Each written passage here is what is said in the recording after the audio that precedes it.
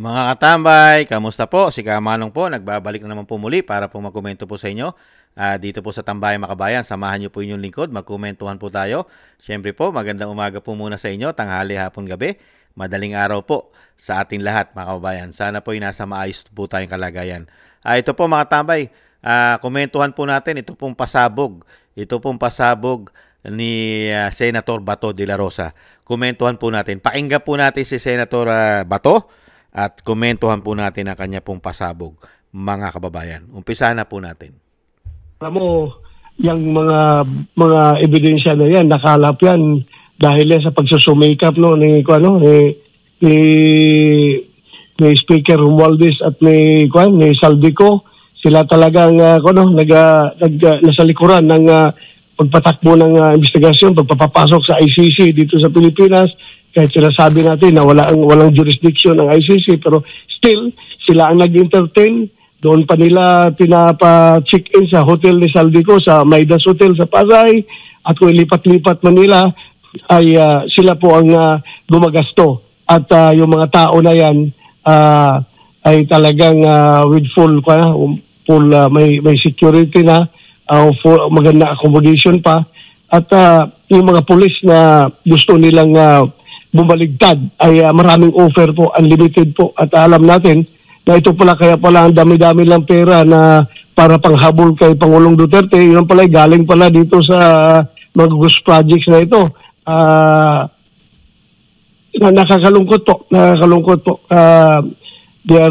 Inahabol nila yung taong nagtatrabaho lang para sa bayan at ang pangdidiinan lang ng husto gamit ang perang questionable. So, sige lang, everything will pull into its right place.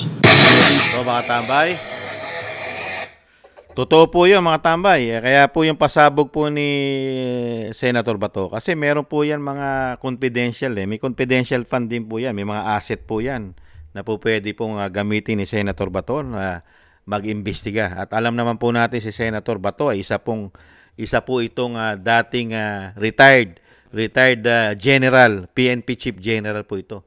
At may kaalaman po ito, lalong-lalo po sa mga pag-iimbestiga.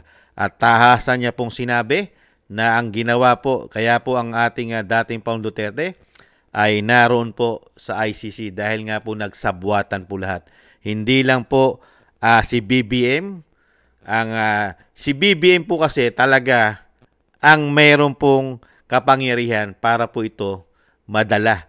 Dahil kailangan po na approval ng presidente. Hindi po pwedeng ialis ng bansa ang isang Pilipino kung wala pong approval ito ng presidente.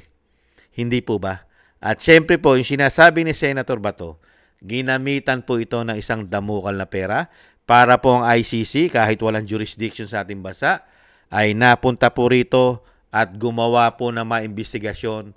Pati ang mga kapulisan ay talagang unlimited ang offer para lang po bumaliktad, mga kababayan. Unlimited gamit po ang pera ng taong bayan, lalong-lalo po yung sinasabi po ni Senator Bato na mga ghost project na hindi po maipaliwanag ngayon ang nawawalang pera sa atin mga Pilipino, sa ating buwis. Bilyon-bilyon at trilyon, mga kababayan. Ang pinag-uusapan po ay daan-daang milyon, trilyon pag sinuma mo ang pera ng taong bayan, mga kababayan. Isang damukal na ma-insertion, ghost project, at isang damukal din na komisyon, mga kababayan. Nakita naman po natin ano sinasabi ng ibang engineer. Kung magdala sila ng pera, kay Saldico pa lang ay van na. Paano pa kay Tambaluslos? Baka po ang dinadalang pera dyan ay 16-wheeler na truck. 16-wheeler, yung mga close van na 16-wheeler. Baka ganun po ang gamit yan pag dinalan po ng pera si Tambaluslos. At paano rin po ang pera kung gaano karami ay dinadala naman doon sa Commander-in-Chief, mga kababayan. Papayag ba ang grupo na ito na sila lang ang magkaroon ng van na pera? Hindi po ba? At ang sinasabing Commander-in-Chief na nasasangkot din ayon kay Atty. Glenchong sa maanumalya nung panahon din ni Napoles. Mga kabayan, Tahasan po sinasabi ni Atty. Glenn Chong yan. Kaya po dito mga katambay, may katotohanan po. Malaki po ang katotohanan dahil nakita naman po natin kung bakit at kung ano nangyari kay dating Pangulong Duterte. Isang napaagaling na presidente, isang napaagaling na abogado, isang napaagaling na piskal, pero sa pagiging mahusay at maalam niya sa batas, pero siya hindi nakatikim ng proseso ng batas kung saan siya'y nagsunog ng kanyang kilay para ito'y maging dalubhasa sa batas at sumunod sa batas. Pero siya mismo ay hindi nakakamtam o hindi binigyan ng proseso at tamang batas o due process ng kanya pong sinasabing siya ay kinuha at hinuli. Diniretso, kinuha muna sa airport, diniretso sa Villamor Air Base at hindi na po dinala sa korte.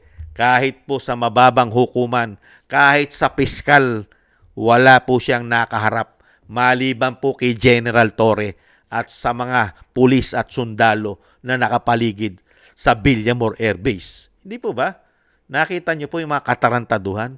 Set up, planado. Planado! Hindi po ba? Kaya nga po si Senator Bato, yan, inilalabas niya na po lahat. Kaya lang po, wala po kasing nagre-react ng men in uniform, mga kababayan.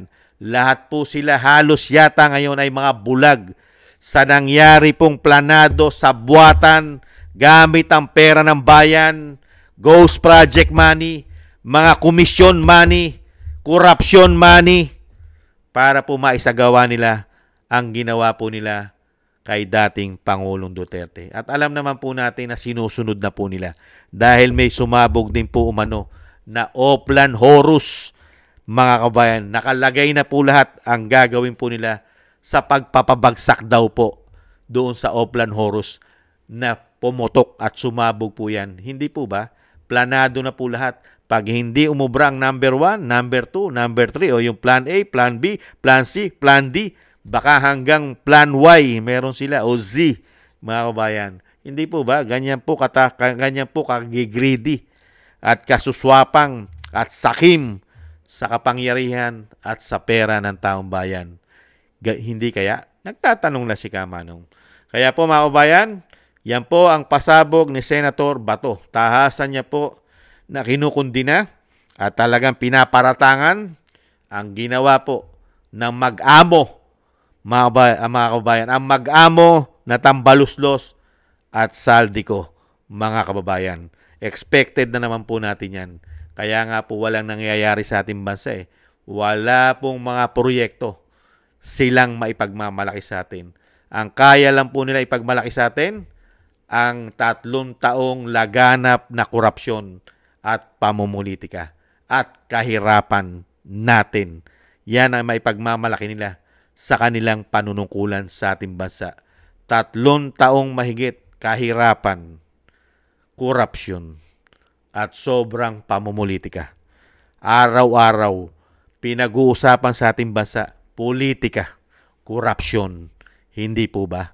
Thank you po mga tambay. Sana gusto po natin tambay mga kabayan sa YouTube at TikTok at ganoon din po sa mga subscribers po natin. Thank you po sa inyo. Mabuhay po kayo. At siyempre po sa patuloy po nagsusubscribe sa inyong lingkod. Thank you po. At siyempre po mga tambay, ganoon din po sa mga nagko-comment, like, share, and subscribe. At sa mga nagpapatuloy po nagbibigay ng tulong at biyaya sa inyong lingkod. Shoutout po sa inyong lahat. Mabuhay po kayo. Thank you po. At yung dasal at panalangin po natin mga kabayan sa pamilya Duterte, sa ating Vice President at dating Pangulong Duterte na sila po'y maingatan sa kapahamakan at makabalik na po sa lalong mabilis ang ating dating Pangulong Duterte at madugtungan pa po ang kanyang buhay at kalakasan. Maraming salamat po sa dasal. At ganun din po mga kabayan, tayo po'y mag-ingat at magdasal at nang maingatan po tayo at ang ating buong sambahanan. Ingat po mga kabayan. Maraming salamat po. Bye-bye.